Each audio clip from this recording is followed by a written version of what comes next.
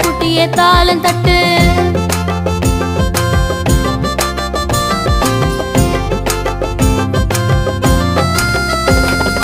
எல்லாரும் ஆடிக்கிட்டு இலையிலோ பாடிக்கிட்டு ஒன்றாக தான் சேர்ந்துக்கிட்டு ஓடி வாங்க துள்ளிக்கிட்டு.